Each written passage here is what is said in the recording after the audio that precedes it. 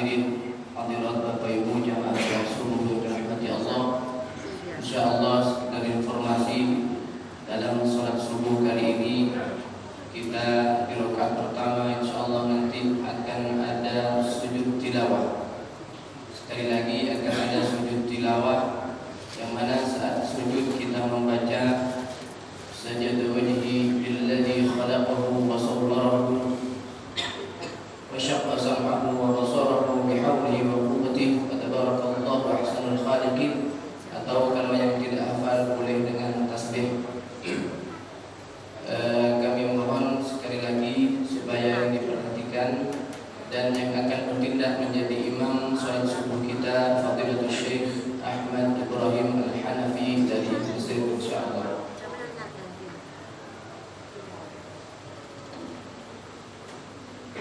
Allahu Akbar, Allahu Akbar, asyhadu an la ilaha illallah, asyhadu anna Muhammadar Rasulullah, hayya 'alas shalah, hayya 'alal falah, qad qamatis shalah, qad qamatis shalah, Allahu Akbar, Allahu Akbar, la ilaha illallah.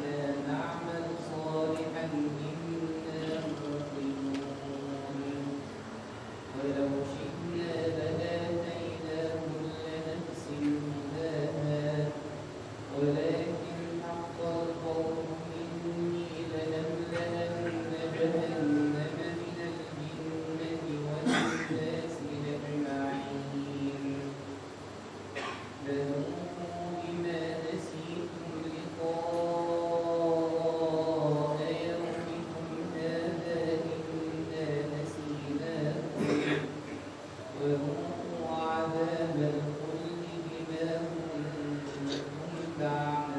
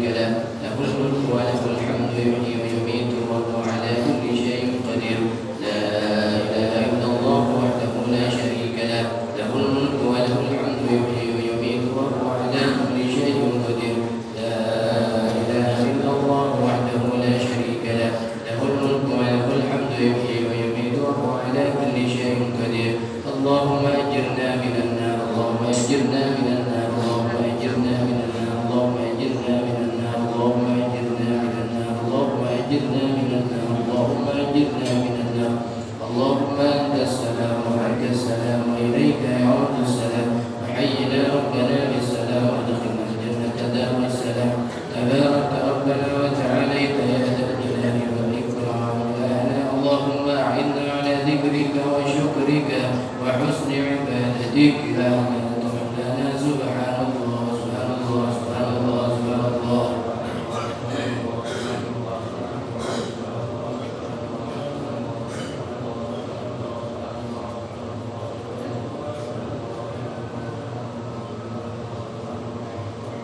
وبحمده حمدا دائما أبدا الحمد لله الحمد لله الحمد لله الحمد لله الحمد لله الحمد لله الحمد لله الحمد لله الحمد لله الحمد لله الحمد لله الحمد لله الحمد لله الحمد لله الحمد لله الحمد لله الحمد لله الحمد لله الحمد لله على كل حال ونعمة الله أكبر الله أكبر الله أكبر الله أكبر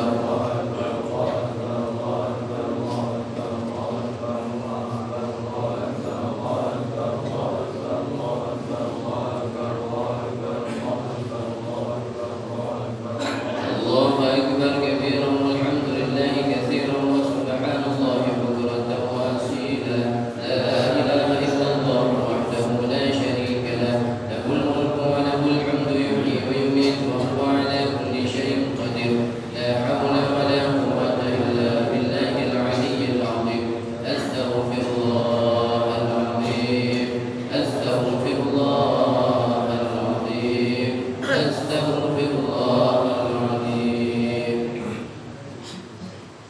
اللهم اغفر لنا واستر عيوبنا وتولى امرنا واحسن كتابنا وبلغنا بكفايتك اماننا اللهم اقسم لنا من خشيتك ما تحول به بيننا وبين معصيتك ومن طاعتك ما تبلغنا به جنتك ومن اليقين ما تهون به علينا مصائب الدنيا ومتعنا اللهم باسماعنا وابصارنا وقوتنا ابدا ما احييتنا واجعله الوارث منا واجعل ثارنا على من ظلمنا وانصرنا على من عادانا اللهم لا تجعل مصيبتنا في ديننا ولا تجعل الدنيا اكبر همنا ولا مبلغ علمنا ولا الى النار مصيرنا واجعل الجنه هي دارنا وقرارنا وصل اللهم وسلم وبارك على سيدنا ومولانا محمد وعلى اله واصحابه اجمعين.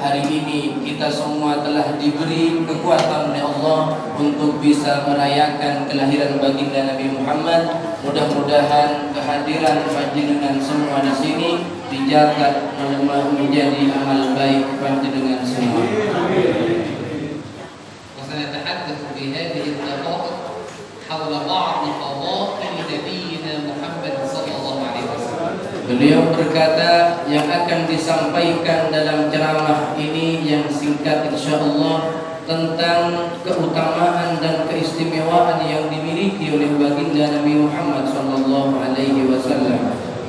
اخترت هذه الفضائل حتى نتحلى ونقتدي به صلى الله عليه وسلم. Sengaja kami pilih keterangan tentang keistimewaan dan keutamaan baginda Nabi Muhammad sehingga kita semua bisa meneladani perilaku dan budi pekerti beliau. أولى هذه الفضائل والصفات حسن خلقه صلى الله عليه وسلم. Keistimewaan dan keutamaan pertama dari segala macam sifat yang dimiliki adalah budi pekerti yang baik yang dimiliki oleh Nabi Muhammad. كان هناك رجل من اليمن اسمه ثمامة ابن أثال. Ada seorang laki-laki yang berasal dari kota Yaman bernama Thumamah ibnu Athal. ثمامة ابن أثال هذا كان سيد قوم، كان سيد بني حنيفة. Thumamah bin Athal ini merupakan tokoh di tengah-tengah masyarakatnya yaitu Bani Hanifah. وكان يمنع قومه من الإسلام. Dan dia melarang kaumnya, melarang masyarakatnya untuk masuk Islam. وكان يسب النبي صلى الله أمام قومه في اليمن. Dan kebiasaan Sumamah ini mencaci Nabi Muhammad di hadapan kaumnya. فلما علم النبي صلى الله عليه وسلم بذلك Setelah Nabi mengetahui yang diperbuat oleh Sumamah ini, أرسل مجموعة من الصحابة يركبون الخيل إلى قبل اليمن، نواحي اليمن ليأتوا به إذا خرج من اليمن. kemudian Nabi mengutus beberapa sahabatnya untuk datang ke negeri Yaman untuk membawa Sumamah ini ketika dia keluar dari Yaman. لأنه يمنع الناس عن الإسلام. Karena dia telah mencegah orang lain untuk masuk Islam. الصحابة بمجرد أن خرج هذا الرجل من اليمن أتوا به إلى مسجد النبي صلى الله عليه وسلم. Begitu sahabat yang diutus oleh Rasulullah mengetahui Sumamah keluar, dibawalah Sumamah ini menuju masjid baginda Nabi sallallahu alaihi wasallam. وربطوا ثمامة بعمود من أعمدة المسجد. Dan Sumamah pun dibelenggu di antara sisi Masjid Nabawi. فخرج له النبي صلى الله عليه وسلم ورحب النبي به وقال له ماذا عندك يا ثمامة، أي ماذا تريد أن تقول يا ثمامة. Kemudian baginda Nabi pun keluar menemui Sumamah dan mengucapkan selamat datang kepada Sumamah seraya berkata, apa yang kamu inginkan wahai Sumamah? فقال ثمامة عندي كل خير يا محمد. Sumamah berkata, aku memiliki segala kebaikan wahai Muhammad. فقال ثمامة يا محمد إن تقتل زادم، أي إن قتلتني قومي سيقتلوك وأصحابك. Dia Sumamah berkata kepada Rasulullah, wahai Muhammad, kalau kamu membunuh saya, maka kaumku akan membunuhmu dan sahabat-sahabatmu. وإن تنعم علي تنعم على شاكر، أي إن أطلقتني فسأحمد لك ذلك وأشكر لك ذلك. Kalau kamu membiarkan dan melepaskan saya dari belenggu ini, maka saya akan berterima kasih kepadamu. وإن كنت يا محمد تريد المال فسل منه ما شئت، أي سأعطيك أي مال لأنه سيد قومك. Kalau kamu menginginkan harta sebagai tebusannya, katakan Muhammad, berapa harta yang kamu inginkan akan saya bayar, akan saya berikan kepadamu. فتركه النبي صلى الله عليه وسلم في المسجد وانصرف. Nabi pun meninggalkan Sumamah ini. لماذا تركه في المسجد؟ Kenapa Nabi tinggalkan Sumamah berada di masjid? ليرى ثمامة الصحابة وهم يصلون، ليسمعهم وهم يقرؤون القرآن لعل قلبه يلين إلى الإسلام. Sengaja Nabi tinggalkan Sumamah yang kafir ini di masjid supaya Sumamah menyaksikan solatnya sahabat yang dilaksanakan di masjid dan supaya Sumamah mendengarkan bacaan Qur'annya dan para sahabat Rasulullah. وكان الصحابة يكرمونه ويسقونه. Dan sahabat-sahabat pun menghormati Sumamah, memberi makan dan memberi minum kepada Sumamah. في اليوم الثاني جاء النبي صلى الله عليه وسلم له وقال ماذا عندك يا ثمامة. Pada hari kedua, baginda Nabi kembali datang menemui Sumamah dan bertanya, apa yang kamu inginkan wahai Sumamah? قال ثمامة هو ما قلت لك، سوء أدب من ثمامة مع النبي صلى الله عليه وسلم. Sumamah pun menjawab, yang aku inginkan, yang aku kemarin ucapkan dan aku jawab kepadamu Muhammad, ini adalah bentuk dari suul adabnya Sumamah kepada Rasulullah. قال إن تقتل ذا دم. Kalau kamu membunuh saya, maka kaumku akan membunuh kamu. وإن تنعم على شاكر. Kalau kamu melepaskan saya akan berterima kasih kepadamu. وإن كنت تريد المال سل منه ما تريد. Kalau kamu menginginkan harta, katakan berapa harta yang kamu inginkan akan saya beri. فتركه النبي صلى الله عليه وسلم وجاء له في اليوم الثالث وقال ماذا عندك يا ثمامة. Nabi pun meninggalkan Sumamah dalam kondisinya seperti itu. Lalu Nabi di hari ketiga datang lagi dan bertanya lagi dengan pertanyaan yang sama kepada Sumamah. في اليوم الثالث لم يقل إن تقتل ذا دم، لم يهدد. Di hari ketiga Sumamah tidak mengancam baginda Nabi, وإنما قال إن أنعمت علي تنعم على شاكر. tapi mengatakan, Muhammad, jika kamu melepaskan saya akan berterima kasih kepadamu. وإن كنت تريد المال فسل منه ما شئت. Kalau kamu menginginkan harta, bilang berapa yang kamu mau akan saya beri. فقال النبي صلى الله عليه وسلم للصحابة أطلقوا ثمامة اتركوه يغادر. Nabi pun memerintahkan kepada sahabat-sahabatnya supaya melepaskan belenggu Sumamah supaya Sumamah bebas kemana saja. الصحابة تعجبوا لقد بذلوا مجهودا عظيما ليأتوا به ذهبوا إلى اليمن. Para sahabat pun kaget melihat perintah Rasulullah setelah para sahabat bersusah payah mencari Sumamah di Yaman. Setelah ditangkap Sumamah, Nabi kemudian melepaskan begitu saja. هذا صعب عليهم لأنهم يعلمون أنه كان يسب النبي صلى الله عليه وسلم. Ini adalah posisi yang sangat berat bagi para sahabat karena sahabat tahu Sumamah ini adalah orang yang sering mencaci maki Nabi Muhammad SAW. ماذا فعل الصحابة؟ Apa yang diperbuat oleh para sahabat? بمجرد أن قال النبي صلى الله عليه وسلم لهم أطلقوا ثمامة تركوه يغادر. Sahabat pun menunaikan perintah Nabi ketika Nabi memerintahkan lepaskan Sumamah. Dengan berat hati para sahabat ikut perintah Nabi dan dilepaskan Sumamah itu. لماذا؟ لأنه ليس لنا اختيار طالما أنه أمر النبي صلى الله عليه وسلم. Karena tidak ada pilihan bagi para sahabat kecuali memenuhi dan mengikuti perintah dari Nabi Muhammad SAW. كما قال تعالى وما كان لمؤمن ولا مؤمنة إذا قضى الله ورسوله أمرا أن يكون لهم الخيرة من أمرهم. Sebagaimana yang Allah firmankan dalam Al-Quran, tidak ada pilihan bagi orang mukmin bila Allah dan Rasulnya telah memutuskan satu perkara kecuali tunduk dan patuh terhadap keputusan itu. خرج ثمامة من المسجد وذهب إلى مكان بجوار النخل يغتسل فيه ثم عاد بنفسه إلى المسجد. Sumamah pun pergi dari tempat dia dibelenggu, kemudian dia mendatangi satu sisi yang ada di belakang masjid, persis di sampingnya pohon kurma. Di situ ada sumur. Sumamah mandi di sumur itu. Setelah bersih badannya, kembali lagi dia ke Masjid Nabawi. فتعجب الصحابة كيف أتى؟ نحن كنا أتينا به مربوط مقيد الآن أتى بنفسه. Sahabat pun heran, kenapa Sumamah ini setelah dibelenggu lalu dilepaskan bebas begitu, tapi setelah itu dia kembali lagi ke masjidnya Rasulullah. فوقف ثمامة أمام النبي صلى الله عليه وسلم وقال أشهد أن لا إله إلا الله وأنك رسول الله. Dan Sumamah pun kemudian mengikrarkan keislamannya di hadapan Rasulullah, membaca dua kalimat syahadat di hadapan Rasulullah. قال ثمامة يا محمد والله ما كان على هذه الأرض وجه أبغض إلي من وجهي أي كنت أكرهك أكثر من أي أحد فأصبح الآن وجهك أحب الوجوه إلي. Sumamah berkata, ketahuilah Muhammad, dulu tidak ada satu wajah pun di muka bumi ini yang paling aku benci daripada wajahmu. Tapi ingat, sekarang wajahmu adalah wajah yang paling aku cintai dari semua wajah orang manusia yang ada.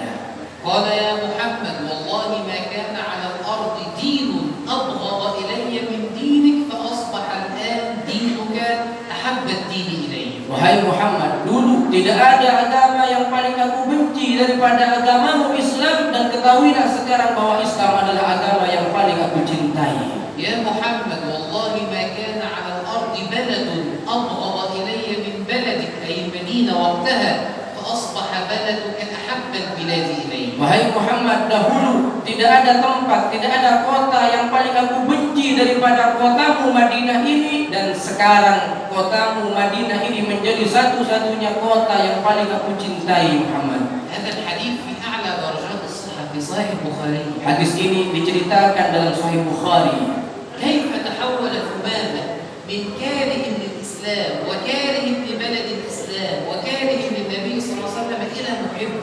Bagaimana kondisi Sumamah bisa berubah begitu saja? Dahulunya dia benci Rasulullah, benci Islam, benci semuanya yang berkaitan dengan Rasulullah. Tiba-tiba Sumamah menjadi para pecinta sejati Rasulullah SAW. تحول بحسن خلق النبي معه حين أمر الصحابة أن يطلقوه وهو الذي كان يسب النبي صلى الله عليه وسلم. Apa yang membuat Sumamah tertarik kepada Islam tidak lain dan tak bukan kecuali akhlak dan sopan santunnya baginda Nabi SAW. قال ثمامة يا محمد إن خيلك أخذتني وأنا أريد العمرة. كنت ذاهبا للعمرة لكن عمرة في الجاهلية للأصنام. Sumamah berkata, Muhammad, di saat sahabatmu menangkapku ketika aku keluar dari Yaman, sebetulnya aku sedang pergi ingin menunaikan ibadah umroh, tapi umroh yang dilakukan oleh orang jahiliyah, bukan seperti kita. فأمره النبي صلى الله عليه وسلم أن يذهب للعمرة ولكن وهو مسلم. Kemudian Nabi pun memerintahkan Sumamah untuk berangkat umroh, saat ini umrohnya sebagaimana umrohnya orang Islam. فلما ذهب أمامة إلى مكة قال لأهل مكة والله لا يأتيكم من اليمن حبة حنطة حبة قمح حتى يأذن فيها النبي صلى الله عليه وسلم. Ketika Sumamah sampai di kota Makkah, Sumamah berkata kepada penduduk Makkah, demi Allah tidak akan datang ke Makkah ini satu butir gandum kecuali ketika mendapatkan izin dari Rasulullah sallallahu alaihi wasallam. مكة بلد صحراوية لا زرع فيها كانوا يأخذون الزرع من الشام واليمن رحلة الشتاء والصيف. Makkah pada waktu itu tanahnya gersang, tidak bisa tumbuh pohon-pohonan, bahkan tidak bisa tumbuh biji-bijian. Mereka makan dari gandum yang diimpor dari kota dan negeri yang lain. ورفض أن يعطيهم الزروع إلا حتى أذن له النبي في ذلك فأعطاه مرة أخرى. Dan Sumamah ini tidak mengirimkan gandum ke Mekah kecuali setelah mendapatkan perintah dan izin dari Nabi Muhammad SAW.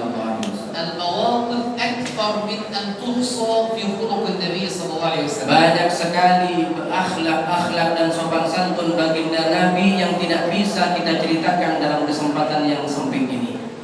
ثانيا من فضائل النبي صلى الله عليه وسلم الرفق في تعليم الناس ودعوة الناس إلى الإسلام. Yang kedua, keistimewaan Rasulullah, beliau bersikap lemah lembut saat mengajarkan dan berdakwah kepada orang lain. كان هناك رجل جامع زوجته في نهار رمضان هذا ذنب عظيم يفسد الصيام. Pada waktu itu ada seorang laki-laki dari kalangan sahabat yang melakukan pelanggaran di bulan Ramadan, melakukan jima dengan istrinya, padahal itu adalah dosa besar. فقال لقومه هيا بنا نسأل النبي صلى الله عليه وسلم. Maka kemudian dia berkata, mari kita bertanya hal ini kepada baginda Rasulullah SAW. فقال قومه لا نخشى أن ينزل القرآن فينا يفضحنا. Pada kaumnya mengatakan, tidak, kami tidak akan bertanya kepada Rasulullah, khawatir diturunkan ayat Al-Quran yang itu berbicara tentang kami. فخاف الرجل وذهب للنبي صلى الله عليه وسلم وحده. Maka laki-laki itu pun yang melakukan pelanggaran di bulan Ramadan dengan datang sendirinya kepada baginda Rasulullah tanpa ditemani oleh seorang pun. وقال الرجل يا رسول الله هلكت أي أصبت ذنبا عظيما يهلكني في النار. Dia berkata, ya Rasulullah, celakalah aku, celakalah aku, celakalah aku, ini bisa membuat diriku masuk ke neraka. فقال النبي صلى الله عليه وسلم ما شأنك ماذا فعلت؟ Nabi bertanya, apa yang membuat kamu celaka? فقال جامعت امرأتي في نهار رمضان. Dia mengatakan, ya Rasulullah, saya telah berjima dengan istriku saat aku berpuasa di bulan Ramadan. هل عنفه النبي صلى الله عليه وسلم؟ هل قال له يا جاهل يا عاصي؟ لا. Apakah Nabi menghardiknya? Apakah Nabi marah kepadanya? Apakah Nabi mengatakan, wahai orang bodoh? Tidak, sama sekali Nabi tidak marah. وإنما قال له أعتق رقبة هذا هو الحل. Nabi kemudian mengatakan, kalau begitu maka kamu harus memerdekakan budak. فأمسك الرجل برقبة نفسه وقال والذي بعثك بالحق نبيا لا أملك غير هذه الرقبة غير نفسي. Nah, kemudian dia berkata sambil memegang lehernya, dia berkata, ya Rasulullah, demi Allah aku tidak ada yang bisa dibuat untuk memerdekakan budak, yang aku punya hanyalah leherku sendiri. فقال النبي صلى الله عليه وسلم صم شهرين متتابعين. Nabi mengatakan, kalau begitu kamu berpuasa 2 bulan secara terus-menerus. فقال الرجل يا رسول الله وهل أصابني هذا إلا في الصيام؟ Kemudian laki-laki itu menjawab, ya Rasulullah, 1 hari saja saya puasa di bulan Ramadan tidak kuat, saya berjima dengan istri saya, bagaimana mungkin saya diperintah puasa 2 bulan ya Rasul? فقال النبي صلى الله عليه وسلم الحل الثالث Maka أطعم 60 مسكينا. Maka kemudian Nabi mengatakan ada solusi ketiga untuk menebus dosamu, berilah makan kepada 60 orang miskin, kata Nabi. هذه الثلاثة هي الكفارات فعلا. Maka kemudian 4 hal ini menjadi penebus dari dosanya. فقال الرجل لا أجد ما أطعم به المساكين. Maka laki-laki ini berkata, "Ya Rasulullah, sungguh aku tidak punya yang untuk dibuat memberikan makan kepada orang miskin tersebut." جلس النبي صلى الله عليه وسلم وجلس الرجل وهو الآن هادئ بعد أن كان خائفا. Dan Nabi pun duduk sejenak, laki-laki itu pun duduk sejenak di hadapan Nabi, dan kemudian dia menjadi tenang setelah dia tadinya takut menghadap baginda Nabi. وجاء رجل للنبي صلى الله عليه وسلم بتمر. Kemudian ada seorang datang kepada Rasulullah membawa satu nampan kurma. فقال النبي صلى الله عليه وسلم للرجل خذ هذا التمر وأطعم به 60 مسكينا. Kemudian Nabi mengambil senampan kurma itu, diberikanlah kepada laki-laki tadi yang telah melanggar di bulan Ramadan. Nabi berkata, "Ambillah kurma ini, kamu berikan, kamu sedekahkan kepada orang miskin." فقال الرجل يا رسول الله أطعم به من هو أفقر مني والله ما في المدينة أهل بيت أحوج إلى هذا التمر مني. Ya Rasulullah, bagaimana mungkin kurma ini akan saya berikan kepada orang miskin yang ada di Madinah, padahal yang paling miskin di Madinah itu adalah saya. فقال النبي صلى الله عليه وسلم خذه وأطعمه أهلك. Kalau begitu udah ambil kamu, makan kamu sama keluarganya, repotin.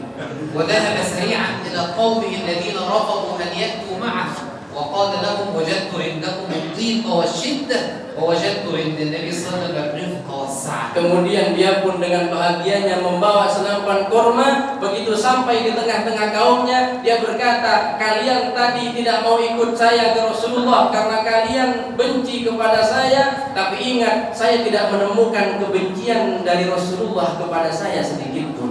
هذا جانب من رفقه صلى الله عليه وسلم. Ini adalah lemah lembutnya baginda Nabi sallallahu alaihi wasallam. جاء رجل كان يشرب الخمر للنبي صلى الله عليه وسلم وقال يا رسول الله طهرني أي أقم علي حد شرب الخمر. Satu ketika datang lagi seorang laki-laki kepada Rasulullah mengaku di hadapan baginda Nabi, "Ya Rasul, tadi saya telah minum khamr, minuman keras, karena itu sanksilah, hukumlah saya ya Rasul." وهذا الرجل كان يصلي مع الصحابة وكان مؤمنا لكنه كان يأتي إلى النبي كثيرا ليطهره من شرب الخمر. Ini laki-laki yang datang mengaku minum khamr ini, padahal setiap harinya sholatnya bersama dengan sahabat yang lain berjamaah. Dia orang muslim, tapi sering datang ke Rasulullah mengaku dosanya dan minta dihukum kepada Rasulullah.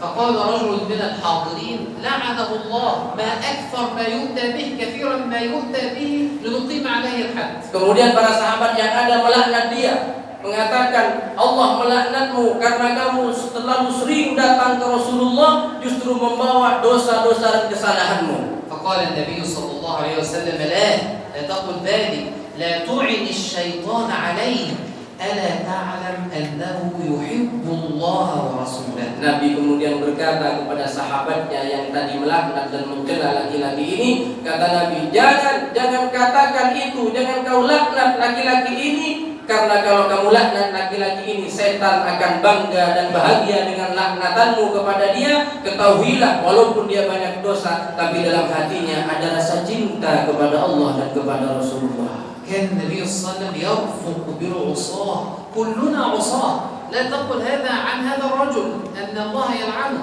لماذا تقول هذا؟ كلنا عصاة. Nabi lemah lembut kepada semua manusia, bahkan kepada para pendosa sekalipun Nabi lemah lembut. Bahkan kita semua ini adalah para pendosa di hadapan Allah Subhanahu wa taala. أيضا من فضائله وصفاته صلى الله عليه وسلم بعد أن ذكرنا حسن الخلق والرفق كان متواضعا. Setelah itu salah satu sifat baginda Nabi yang istimewa, beliau adalah bersikap tawadhu. Nabi sallallahu alaihi wasallam afdalu khalqillah 'ala al-itlaq. Padahal baginda Nabi adalah makhluk Allah yang paling utama dari segala macam makhluk Allah. ومع ذلك كان يكره أن يفضله أحد على بقية الأنبياء. Tetapi dengan demikian Nabi tidak suka bila disanjung-sanjung di hadapannya, dilebih-lebihkan daripada nabi-nabi dan rasul yang lainnya. جاء رجل إلى النبي صلى الله عليه وسلم وقال له يا خير البرية أنت خير الخلق. Kemudian ada satu orang laki-laki datang kepada Rasulullah mengatakan, wahai manusia yang paling mulia. قال صلى الله عليه وسلم لا ذاك إبراهيم عليه السلام. Nabi pun mengatakan, bukan, saya bukan orang yang paling mulia adalah Ibrahim alaihi salam. وهو خير البرية. Padahal beliau adalah sebaik-baik makhluknya Allah. وإنما يتواضع والحديث في صحيح مسلم. Tetapi itu dilakukan tak lain dan tak bukan karena ketawaduannya baginda Nabi Muhammad SAW. وقال صلى الله عليه وسلم لا ينبغي لأحد أن يقول أنا خير من يونس بن متى وهو خير من نبي الله يونس وإنما يتواضع صلى الله عليه وسلم. Bahkan Nabi pernah menyatakan di hadapan sahabatnya, jangan sekali-kali kalian mengatakan bahwa aku, yaitu Nabi Muhammad, lebih baik daripada Nabi Yunus ibnu Matta. Padahal sebetulnya beliau adalah lebih baik daripada Yunus ibnu Matta. كان النبي صلى الله عليه وسلم يكره أن يقوم الناس إليه إذا دخل عليه. Nabi juga tidak suka apabila ketika Nabi datang semua sahabatnya berdiri. قال سيدنا أنس بن مالك رضي الله عنه ما كان شخص أحب إلى الصحابة من النبي صلى الله عليه وسلم. Sayyidina Anas bin Malik mengatakan tidak ada satupun dari manusia yang ada yang lebih dicintai oleh para sahabat melebihi cintanya kepada Nabi Muhammad SAW. يقول أنس ومع ذلك كانوا إذا رأوا النبي صلى الله عليه وسلم لا يقوموا له لما يعلمون أنه يكره ذلك. Oleh karena itu setelah sahabat tahu bahwa Nabi tidak suka ketika Nabi datang para sahabatnya berdiri, sahabatnya pun tidak berdiri di saat Nabi datang.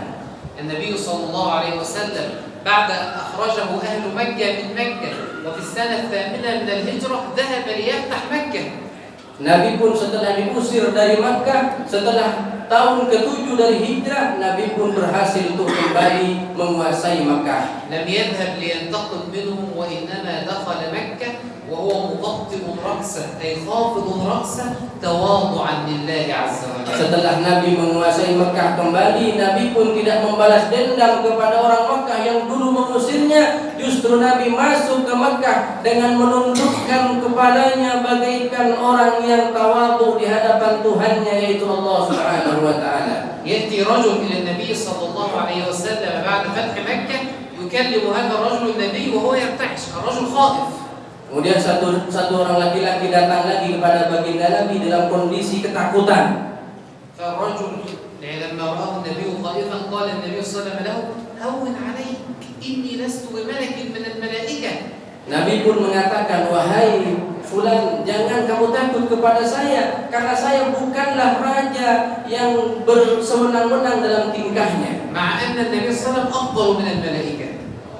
Padahal beliau justru lebih mulia daripada malaikat. قال النبي للرجل إني ابن امرأة كانت تأكل القديد، القديد هو اللحم المسخن بالشمس.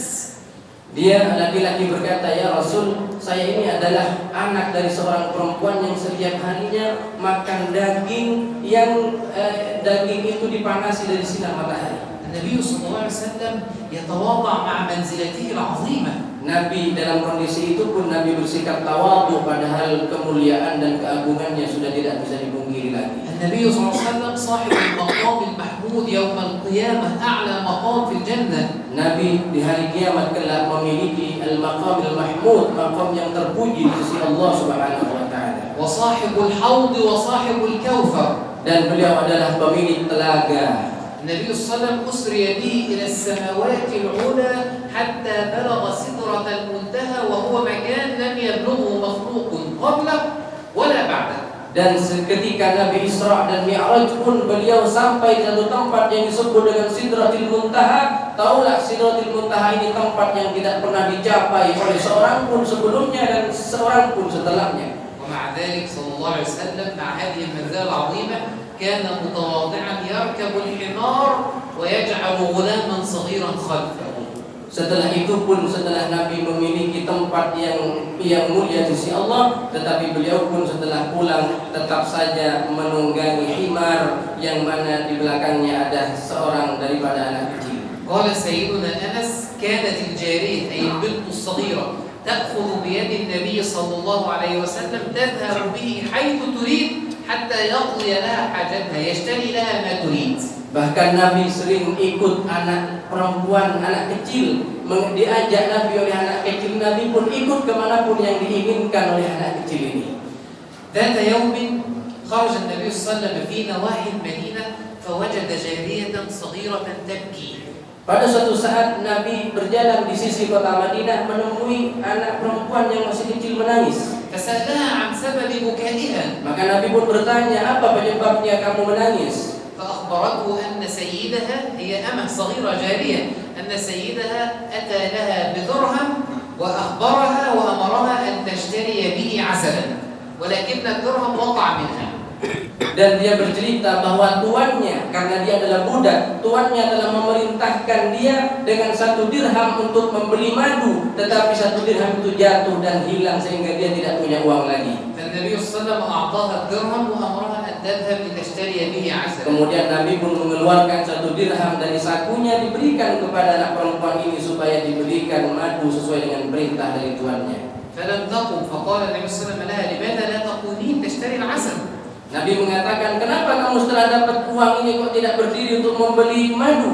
فقالت أخاف أن يضربوني لأني تأخرت عليهم. Saya takut ya Rasul, khawatir tuan saya nanti akan memukul saya karena saya terlambat datang. فأخذ النبي صلى الله عليه وسلم من يدها واشترى لها العسل وذهب معها إلى أطراف المدينة في آخر المدينة. Maka Nabi pun meraih anak perempuan budak ini untuk membeli madu. Kemudian setelah membeli madu, Nabi antarkan dia ke rumah tuannya. Dan tahukah rumah tuannya berada di ujung pojok kota Madinah. ثم ذهب إلى بيت سيدها وقال السلام عليكم فلم يرد عليه أحد.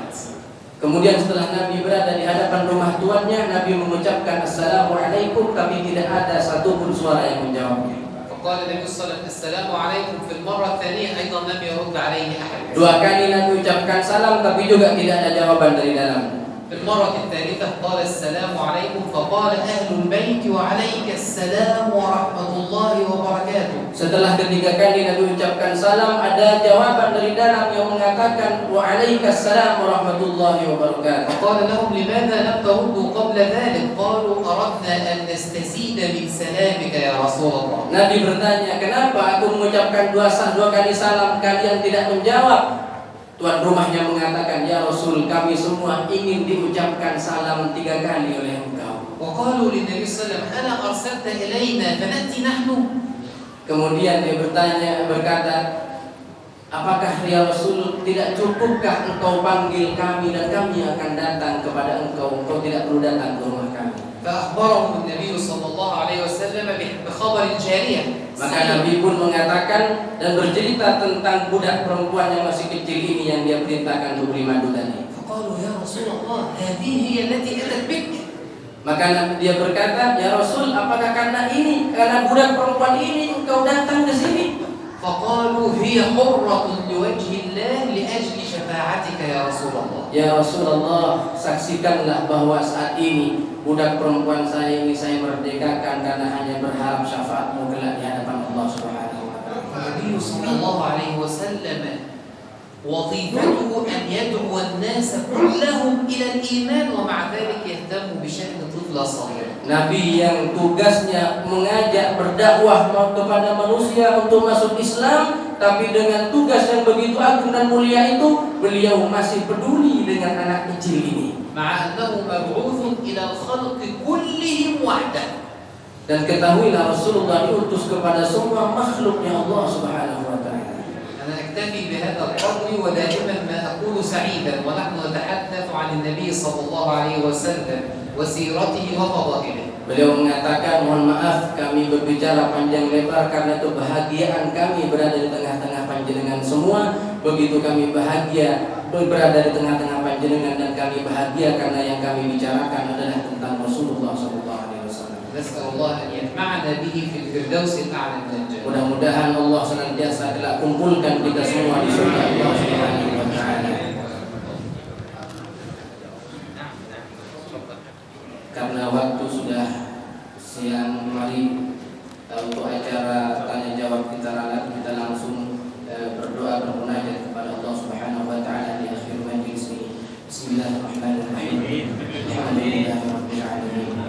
Allahumma shalli wa sallim wa barik ala sayyidina wa habibina Muhammad wa ala ali sayyidina Muhammad. Ya Allah, ya Allah, ya Allah, ya Rahman. Wahai Engkau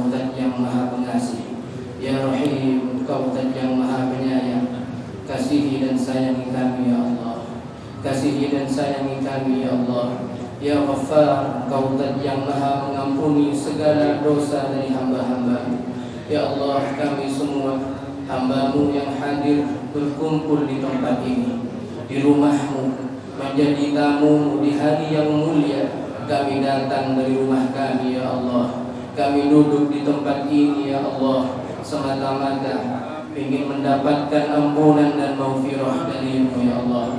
Dosa kami banyak ya Allah. Dosa yang kami sengaja atau yang tak kami sengaja, dosa besar yang pernah kami lakukan atau dosa kecil, dosa yang kami lakukan terang-terangan ataupun dosa yang kami lakukan diam-diam. Kami tidak bisa menyembunyikan dosa kami dari-Mu ya Allah. Engkau Zat yang maha mengetahui segala apa yang ada dalam hati kami ya Allah. Bersihkanlah dosa kami, ampuni segala dosa dan kesalahan kami ya Allah. Bila kami tidak mendapat ampunan dari-Mu, kepada siapa kami hendak mengetuk pintu ampunan ya Allah. Ya Allah, ya Allah, ampuni segala dosa dan kesalahan kedua orang tua kami ya Allah, bapa dan ibu kami ya Allah. Mereka yang sudah meninggal dunia, mereka yang saat ini berada di alam barzakhnya, yang berbaring di alam kuburnya, ampuni mereka semua ya Allah. Kedua orang tua kami ya Allah, tempatkan di sisi-Mu di tempat yang sebaik-baiknya ya Allah. Lapangkan kuburannya ya Allah, sinari dan berilah cahaya di kuburannya ya Allah. Ya Allah, ya Allah, kedua orang tua kami yang masih hidup, berilah kesehatan dan afiat dalam hidupnya. Berilah umur yang panjang dan barakah ya Allah. Bimbinglah dan tuntunlah keduanya untuk senantiasa taat kepadamu ya Allah. Dan berikan kekuatan kepada kami untuk senantiasa membahagiakan dan berbakti kepada kedua orang tua kami ya Allah. Kami selama ini sering membuat keduanya sedih. Kami yang selama ini sering membuat kedua orang tua kami menangis karena tingkah laku kami yang tidak baik.